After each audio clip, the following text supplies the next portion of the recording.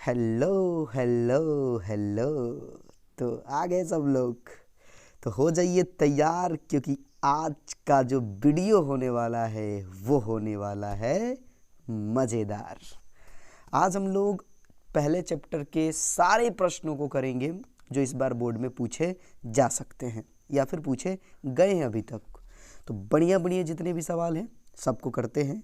तो बिना किसी प्रवचन, बिना किसी भाषण के आज का यह वीडियो हम लोग शुरू कर रहे हैं और लेते हैं पहला सवाल। पहला सवाल दिया गया है, कूलाम्ब का नियम है। कूलाम्ब का नियम है, ठीक। यहाँ 4 ऑप्शन दिखाई दे रहे होंगे आप लोगों को।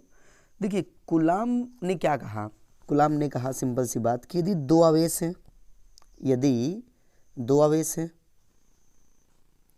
यदि आपके पास 2 आवेश हैं, मान लीजिए एक आवेश यहाँ है, एक आवेश यहाँ है, ये है Q1, ये है Q2, दोनों r दूरी पर स्थित है। तो कूलाम्ब ने क्या कहा? कूलाम्ब ने क्या कहा? कूलाम्ब ने कहा कि दोनों आवेशों के बीच लगने वाला बल F समानुपाती होता है आवेशों के गुणनफल के और व्युत्क्रमानुपाती होता है बीच की दूरी के वर्ग के। यदि हम दोनों नियमों को संयुक्त कर दें, यदि हम दोनों नियमों को संयुक्त कर देते हैं तो हमको क्या मिल जाता है? हमको मिल जाता है F बराबर K into Q1 into Q2 बट्टा R²। जब इस K का मान निकाला गया तो इसका मान कितना आता है? हवा या निर्वात के लिए 1/4 पाई एप्सिलॉन नॉट। तो यहाँ ये रख कर देख लीजिए आप लोग, क्या हो जाएगा? क्या हो जाएगा? क्या हो गया भाई? क्या हो जाएगा? तो जो F होगा कूलाम्ब के नियम के अनुसार, जो बल होगा, बल इसमें से F बराबर नहीं दिया गया है, ठीक है। सब जगह बराबर होना चाहिए। पता नहीं किसने इसको सेट किया है। चलिए, सब जगह बल होगा, मतलब बल ही पूछा गया आपसे। तो क्या होगा? 1/4 pi epsilon not into Q1 into Q2 बट्टा R²। यानी कि जो हमारा पहला विकल्प दिखाई दे रहा है वही हमारा आंसर होगा। क्लियर? बिल्कुल क्लियर। तो पहला ही क्वेश्चन थोड़ा सा मिस प्रिंटिंग कर दिया गया है। चलते हैं अगले सवाल की ओर। अगले सवाल की तरफ चलते हैं हम लोग। ये दूसरा सवाल देखिए सब लोग, बढ़िया सवाल है। ओ तेरी, दूसरा सवाल तो उसी में था ना। क्या हो गया है? क्या हो गया भाई? हुआ क्या है? चलिए इन सबको हटाते हैं और करते हैं दूसरा सवाल जो कि इसी में है। बढ़िया सवाल है। आवेश का SI मात्रक है। अरे भाई, कौन नहीं जानता है आवेश का SI मात्रक? कूलाम्ब। आवेश का SI मात्रक क्या होता है? कूलाम्ब। हो गया, सबको पता है आवेश का SI मात्रक कूलाम्ब। तीसरे सवाल की तरफ। तीसरा सवाल दिया गया है, गॉस के नियम अनुसार किसी बंद पृष्ठ से गुजरने वाला संपूर्ण विद्युत फ्लक्स होता है। गॉस के नियम अनुसार गॉस ने कहा कि यदि कोई चार्ज किसी बंद पृष्ठ से घिरा हुआ है तो उससे गुजरने वाला समस्त विद्युत फ्लक्स उसमें मौजूद आवेश का 1/एप्सिलॉन नॉट गुना होता है। तो क्या हो जाएगा? Q बटा epsilon not, option D. Q बटा एप्सिलॉन नॉट, ऑप्शन डी हो जाएगा। चलिए अगले सवाल की तरफ चलते हैं। चौथा सवाल देखिए क्या कह रहा है कि एक आवेशित चालक की सतह के किसी बिंदु पर विद्युतीय क्षेत्र की तीव्रता कितनी होती है? 0 होती है, सतह के लंबवत होती है, सतह के स्पर्शीय होती है, सतह पर 45 डिग्री के कोण पर होती है, ठीक। चलिए, एक आवेशित चालक है। मान लीजिए कि यह एक आवेशित गोला है जिसकी सतह पर चार्ज फैला हुआ है, क्योंकि जो चालक होते हैं अगर उनको चार्ज दिया जाता है तो चारों ओर सतह पर फैल जाते हैं। तो कह रहा है कि किसी भी बिंदु पर विद्युत क्षेत्र की तीव्रता किस तरह से होगी? किसी भी बिंदु पर। देखिए किसी भी बिंदु पर अगर हम विद्युत क्षेत्र की बात करें तो वो वहाँ से 90 डिग्री पर होता है, यानी लंबवत होता है। यहाँ होगा तो लंबवत, यहाँ होगा तो लंबवत, यहाँ भी होगा तो लंबवत, यहाँ होगा तो लंबवत, यहाँ होगा तो लंबवत। कहीं पर भी होगा अगर आवेशी चालक पर, तो जो विद्युत क्षेत्र की तीव्रता का जो डायरेक्शन होगा वो सतह के लंबवत होता है। कहाँ होता है? सतह के लंबवत होता है। तो आंसर हो जाएगा ऑप्शन बी, सतह के लंबवत। ये याद रखिएगा। अगला क्वेश्चन देखिए, आज टोटल हम लोग 30 प्रश्न करेंगे और 30 प्रश्न बड़े ही शानदार हैं, या तो पूछे गए हैं या फिर इस बार पूछे जाएंगे। ठीक, तो पांचवा प्रश्न है कि विद्युत क्षेत्र में किसी आवेशित कण पर लगने वाला बल का मान कितना होता है। जैसे मान लीजिए कि कोई विद्युत क्षेत्र है, कोई विद्युत क्षेत्र है E, और उस विद्युत क्षेत्र E में कोई चार्ज Q रख दिया गया है, तो उस पर कितना फोर्स लगेगा, कितना बल लगेगा। आपका ऑप्शन दिया गया है Q बट्टा E, E बट्टा Q, Q into E, root अंदर Q इंटू E। देखिए आप सभी को पता है कि जो E होता है विद्युत क्षेत्र, वो होता है F बट्टा Q। तो फिर यहाँ से निकाल लीजिए। यदि हम यहाँ बाई क्रॉस मल्टीप्लाई कर दें, यदि हम यहाँ पर बाई क्रॉस मल्टीप्लाई कर दें तो क्या मिलेगा हमको? देखिए तो क्या मिलेगा हमको? F बराबर मिल जाएगा E इंटू Q। तो आंसर हो जाएगा C, E इंटू Q। चलिए लेते हैं अगला सवाल। हवा में एप्सिलॉन R का मान होता है 21 में पूछा इसे 1, 0, अनंत, 9 गुने 10 की पावर 11। देखिए हवा हो या फिर निर्वात हो, दोनों में जो एप्सिलॉन R होता है, एप्सिलॉन R, अच्छा एप्सिलॉन R बराबर क्या होता है आपको पता है? एप्सिलॉन R बराबर आखिरकार होता क्या है? देखिए आप सभी को अगर याद हो तो एप्सिलॉन R यानी कि जो अपेक्षिक विद्युतशीलता होती है वो होती है माध्यम की विद्युतशीलता बट्टा निर्वात की विद्युतशीलता। तो यदि हम हवा का निकालें तो हवा क्या क्या होता है? एप्सिलॉन नॉट ही होता है, और बट्टा में तो एप्सिलॉन नॉट ही रहेगा। हवा और निर्वात का एप्सिलॉन नॉट ही माना जाता है, तो ये हो जाएगा कैंसिल, और कितना मान देगा हमको? 1 देगा। तो याद रखिएगा हवा या निर्वात के लिए जो एप्सिलॉन R है, यानी अपेक्षिक विद्युतशीलता जो है वो होती है 1। चलते हैं अगले सवाल की तरफ। क्वेश्चन नंबर 7, करे संबंध Q बराबर प्लस माइनस NE के लिए निम्नलिखित में कौन n का मान संभव नहीं है। देखिए आवेश का क्वांटमीकरण, आवेश का क्वांटीकरण जो है, आवेश का क्वांटीकरण क्या कहता है?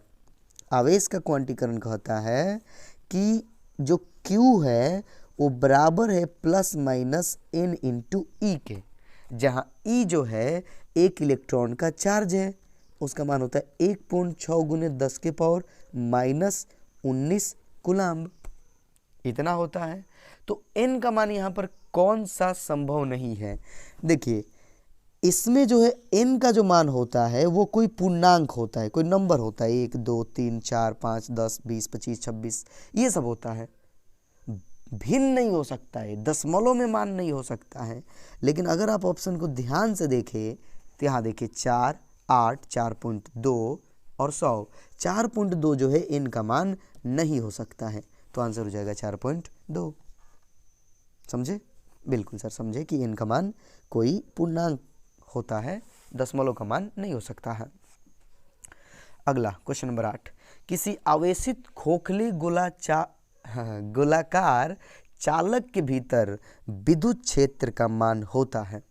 देखिए कोई खोखला गोलाकार चालक है, कोई खोखला गोलाकार क्या है? चालक है, जिस पर आवेश मान लीजिए कि फैला हुआ है समान रूप से। तो कह रहा है कि बताइए कि उसके भीतर विद्युत क्षेत्र का मान कितना होगा। उसके भीतर जो है विद्युत क्षेत्र का मान कितना होगा। याद रखिएगा कि यदि खोखला चालक है तो उसके भीतर विद्युत क्षेत्र का मान होता है 0। कितना होता है? 0 होता है। चलते अगले सवाल की तरफ। अगला प्रश्न दिया है कि ई तीव्रता के विद्युत क्षेत्र में, ई तीव्रता के विद्युत क्षेत्र में पी द्विध्रुव आघूर्ण वाले किसी विद्युत द्विध्रुव पर लगने वाला बल आघूर्ण होगा, यानी टॉर्क पूछ रहा है। जैसे ये मान लीजिए कि विद्युत क्षेत्र है ई और इसमें एक विद्युत द्विध्रुव रख दिया गया है, एक विद्युत द्विध्रुव रख दिया गया इस तरह से। तो कह रहे हैं कि इस विद्युत द्विध्रुव पर कितना टॉर्क लगेगा। देखिए टॉर्क जो होता है, टॉर्क वो द्विध्रुव आघूर्ण और विद्युत क्षेत्र के सदिश गुणनफल के बराबर होता है। इन टॉर्क बराबर हो जाएगा vector P cross vector E, option C. 2016 में पूछा गया था इसे, सो इंपॉर्टेंट है। अगला सवाल, निम्नलिखित में कौन आवेश संभव नहीं है। देखिए अभी हमने जाना कि आवेश का जो क्वांटमीकरण है उस हिसाब से Q बराबर, यानी आवेश बराबर होता है प्लस माइनस NE, जहाँ पर E जो होता है वो होता है 1.6 गुने 10 की पावर माइनस 19 कूलाम्ब। ये एक इलेक्ट्रॉन का चार्ज है। तो कोई भी आवेश इसी आवेश का गुणज होता है, इसी आवेश का गुणज होता है। अब ये देखना होगा कि यहाँ पर जो विकल्प आपको दिखाई दे रहे हैं इसमें कौन ऐसा है जो 1.6 गुने 10 के पावर माइनस 19 कूलाम्ब का गुणज नहीं है। पहला देखिए ध्यान से दिया 3.2 गुने 10 के पावर माइनस 19 कूलाम्ब है, जो कि इसका दुगना है। आगे देखिए 6.4 गुने 10 के पावर माइनस 19 कूलाम्ब, जो कि इसका 4 गुना है। आगे दिया है 4.8 गुना 10 के पावर माइनस 19 कूलाम्ब, जो कि इसका 3 गुना है। और अगर हम ऑप्शन डी को देखें तो 5.4 गुने 10 के पावर माइनस 19 कूलाम्ब, ये इस आवेश का गुणज नहीं है। तो ऑप्शन डी हो जाएगा। समझ में आ गया होगा? बिल्कुल आ गया होगा कि कोई भी चार्ज जो है इसी का गुणज होना चाहिए। अगला सवाल, सवाल कहाँ गए भाई? सवाल देखिए ऊपर भाग गया है। अगला सवाल कह रहा है कि निर्वात यानी मुक्त आकाश की प्रावैधुता होती है, मुक्त आकाश की प्रावैधुता होती है। 22 में पूछा इस क्वेश्चन को। ऑप्शन दिया है 8.85 गुने 10 की पावर माइनस 12 फैराड प्रति मीटर, 8.85 गुने 10 के पावर माइनस 11 फैराड प्रति मीटर, 8.85 गुने 10 के पावर 11 फैराड प्रति मीटर, 8.85 गुने 10 के पावर 12 फैराड प्रति मीटर। कौन सा ऑप्शन इसमें आपको सही दिख रहा है?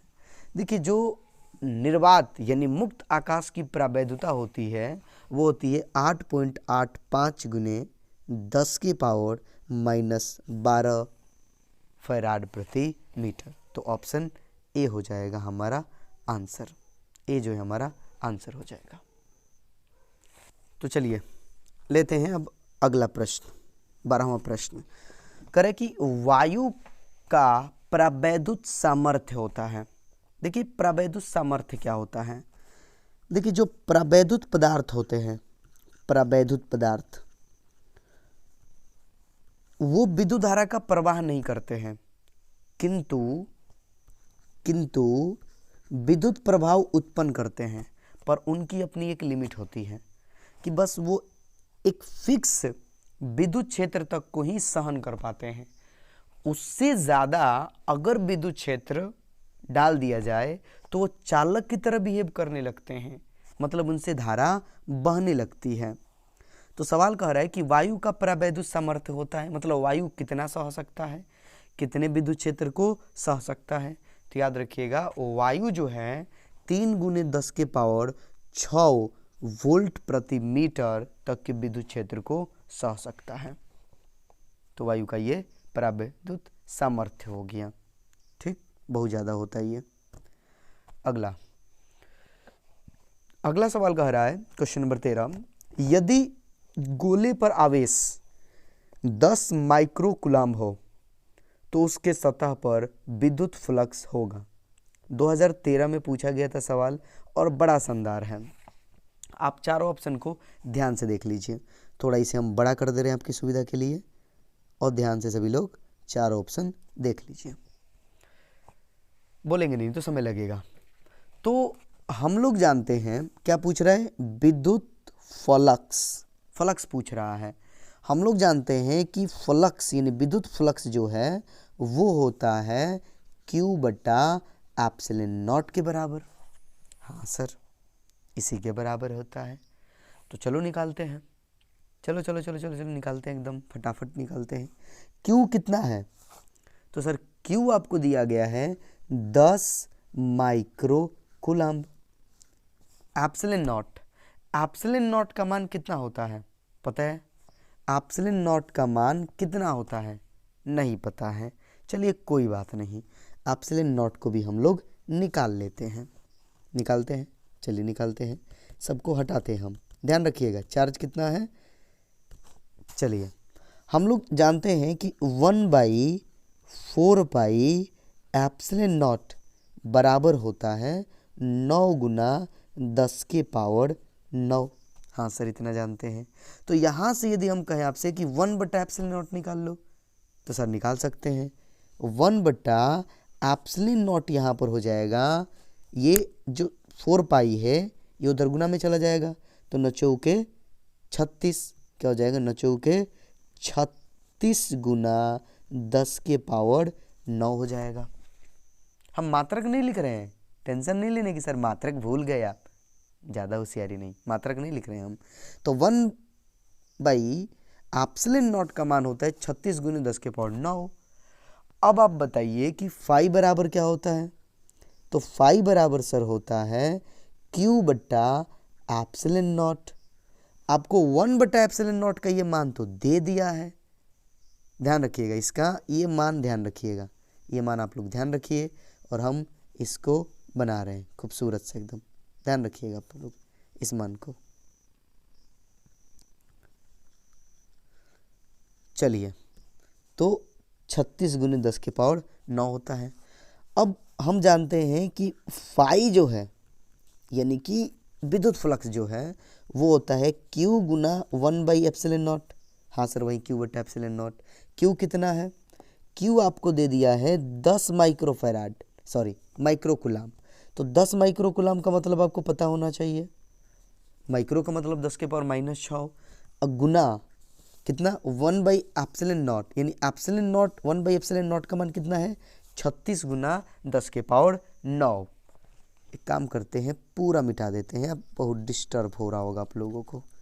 चलिए याद रखिएगा 1/एप्सिलॉन नॉट का मान कितना होता है 36 गुने 10 के पावर 9। हम लोग जानते हैं कि फाई को, क्यों भाग रहे भाई, क्यों भाग रहे हो, हम लोग जानते हैं कि फाई को हम लोग लिख सकते हैं Q गुना 1/एप्सिलॉन नॉट। Q का मान कितना है 10 माइक्रो कूलम्ब, यानी 10 गुने 10 के पावर -6 कूलम्ब, -6 कूलम्ब माइनस, ठीक से। अब 1/एप्सिलॉन नॉट का मान कितना होगा, 1/एप्सिलॉन नॉट का मान अभी हम लोगों ने निकाला 36 पाई गुना 10 के पावर 9। अब अगर इस मान को हम निकाल दें तो बोलिए क्या हो जाएगा, 36 पाई, यहाँ 9 यहाँ -6 कितना हो जाएगा सर 3, और ये 1 4, यानी 10 के पावर 4। इतना होगा विद्युत फ्लक्स। देख लीजिए कहाँ है इतना, पहले ही ऑप्शन में इतना दिया गया है, पहले ही ऑप्शन में इतना दिया गया है, ऑप्शन ये हो जाएगा। उम्मीद है कि अच्छे से आप लोगों को समझ में आ गया होगा। ठीक, अगला सवाल कह रहा है कूलाम का नियम सत्य है। देखिए कूलाम ने जब नियम दिया था तो उन्होंने सिंपल सी बात कही थी कि मतलब कि बिंदु आवेश के लिए उनका नियम जो है सही है। धनात्मक हो, ऋणात्मक हो, किसी तरह का आवेश हो, सबके लिए चलता है, पर केवल बिंदु आवेशों के लिए इनका नियम सही है।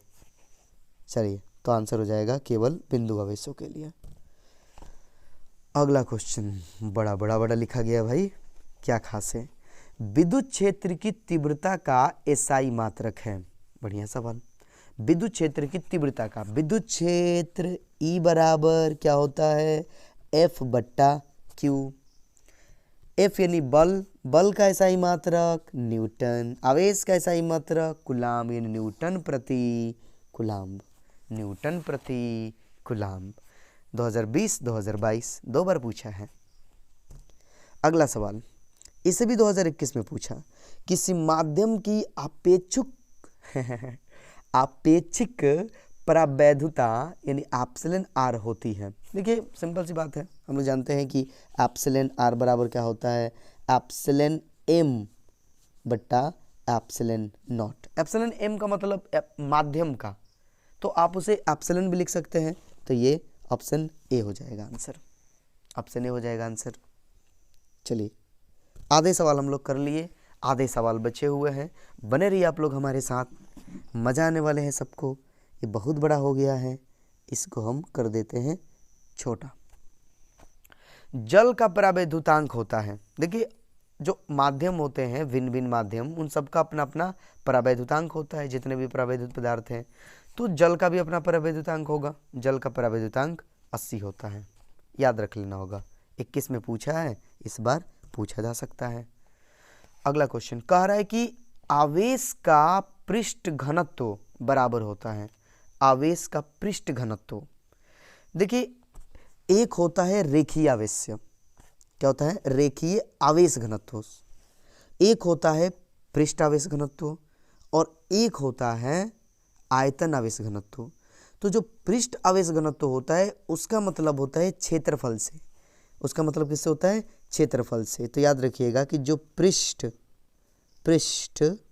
आवेश घनत्व है, पृष्ठ आवेश घनत्व, वो बराबर होता है, क्यों भाई काहे तंग कर रहे हो, वो जो है बराबर होता है कुल आवेश यानी Q, कुल आवेश बोले तो Q बटा पृष्ठ यानी उसका क्या होगा, क्षेत्रफल होगा। तो Q बटा A यानी आवेश बटा क्षेत्रफल। तो कुल आवेश बटा कुल क्षेत्रफल, ऑप्शन ए हो जाएगा। यही कहता है कि रेखीय आवेश घनत्व, रेखीय आवेश घनत्व, तो रेखीय आवेश घनत्व की बात करते तो क्या हो जाता, Q बटा L, क्योंकि रेखा की क्या होती है, लंबाई होती है। अगर वही कहता है कि आयतन आवेश घनत्व तो हो जाता है Q बटा V, क्योंकि आयतन से संबंध रख लेते हैं हम लोग।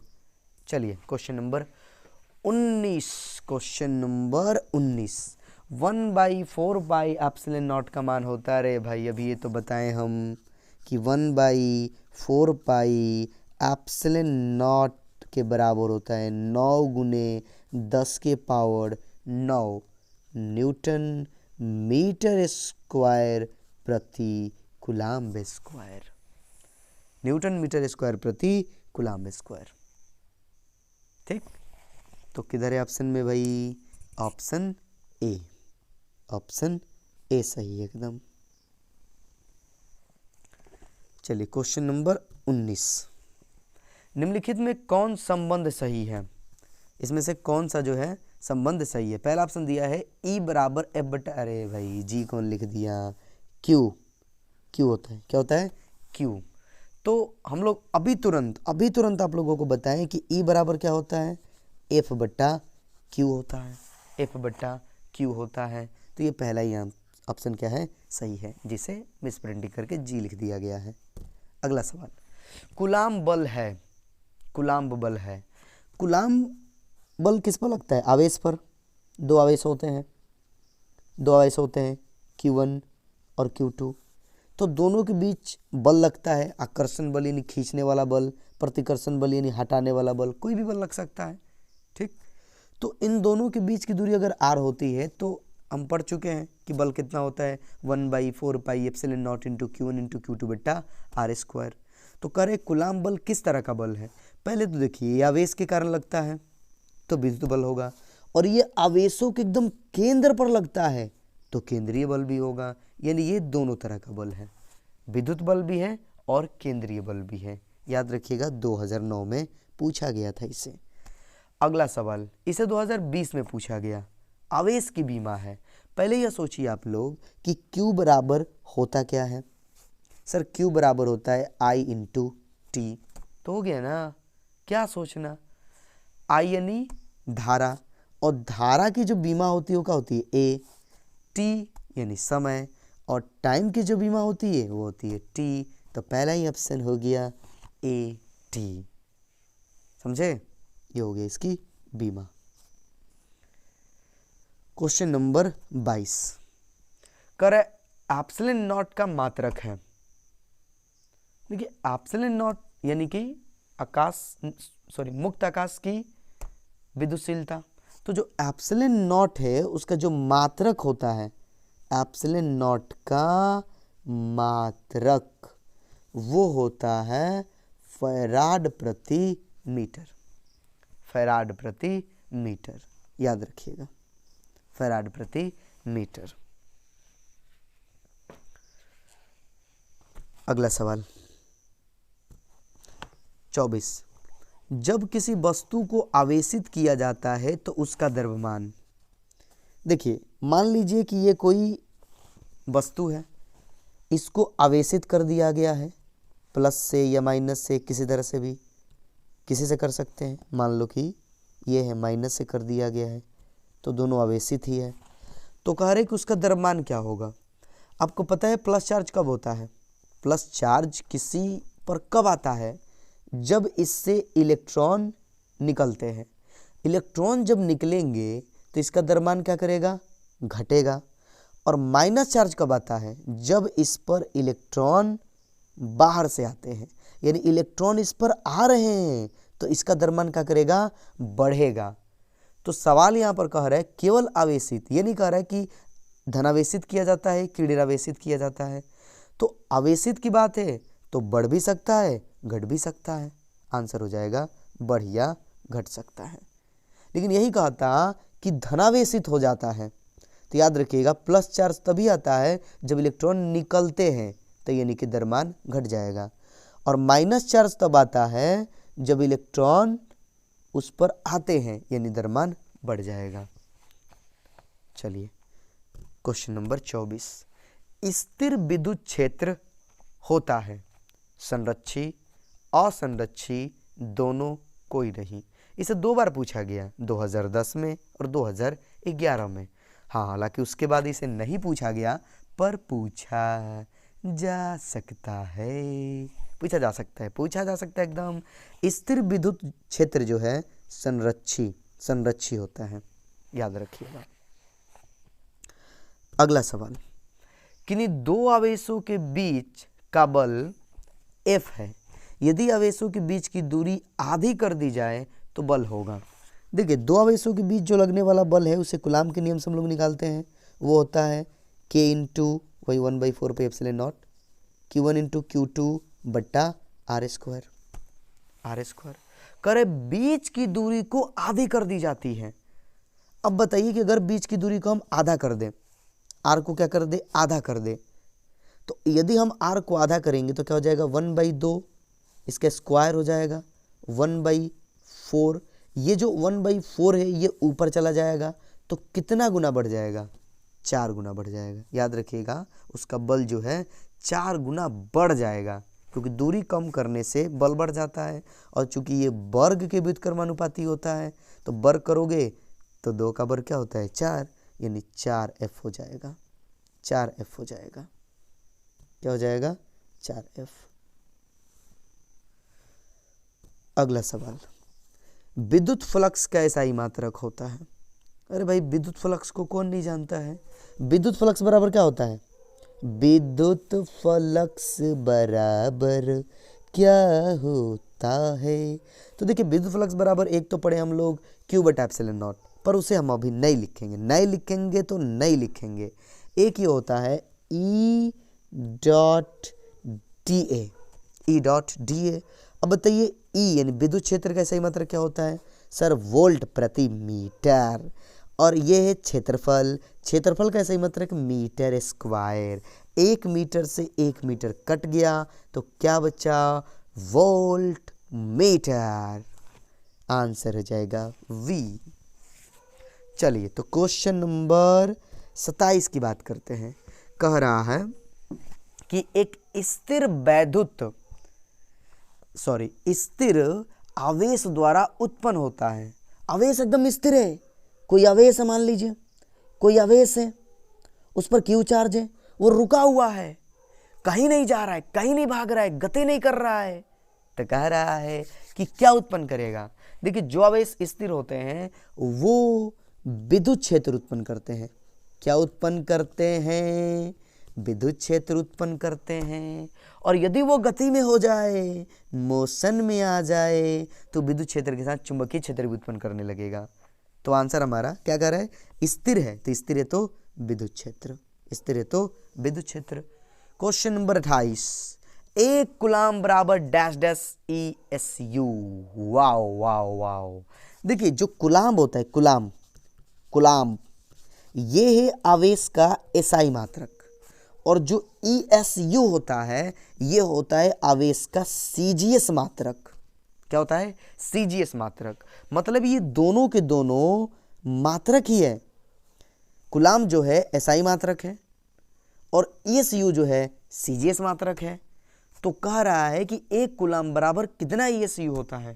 तो ये तो हमें याद करना पड़ेगा, ये तो हमें याद करना पड़ेगा। नंबर लेना है तो पड़ेगा, ठीक? पढ़ेगा इंडिया तो बढ़ेगा इंडिया। याद रखिएगा 1 कूलाम बराबर होता है 3 गुने 10 के पावर 9 ESU। तो ऑप्शन हो जाएगा ए। Question number 29। चलो भाई करते हैं। अरे यार 29 किधर गया? अच्छा 29 ही तो था। चलिए आखिरी क्वेश्चन कर लिया जाए और चलते हैं छुट्टी करके अपने अपने घर को। बहुत भूख लगी होगी सबको।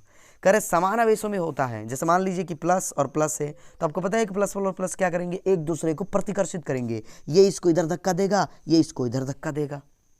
अगर माइनस माइनस है तो ये भी इसको इधर धक्का देगा, ये इसको इधर धक्का देगा। तो समान आवेशों में क्या होता है? प्रतिकर्षण होता है। और यदि विपरीत आवेश पूछता तो क्या होता? आकर्षण। क्या होता? आकर्षण। तो इसी के साथ हमने 30 क्वेश्चन को पूरी तरह से समाप्त कर दिया। तो अब आप लोग हमें विदा कीजिए। चलते हैं, मिलते हैं किसी और वीडियो में। बढ़िया से आप लोग पढ़ते रहिए। ऐसे जितने भी क्वेश्चन हैं सब फाइनल करा देंगे, एकदम टेंशन नहीं लेना है। ऑब्जेक्टिव में 35 में 35 का टारगेट रहेगा हम लोगों का। 35 में 35, एक सवाल भी नहीं छोड़ना है। जब तक तोड़ेंगे नहीं तब तक छोड़ेंगे नहीं, ये वाला भाव में। चलिए मिलते हैं।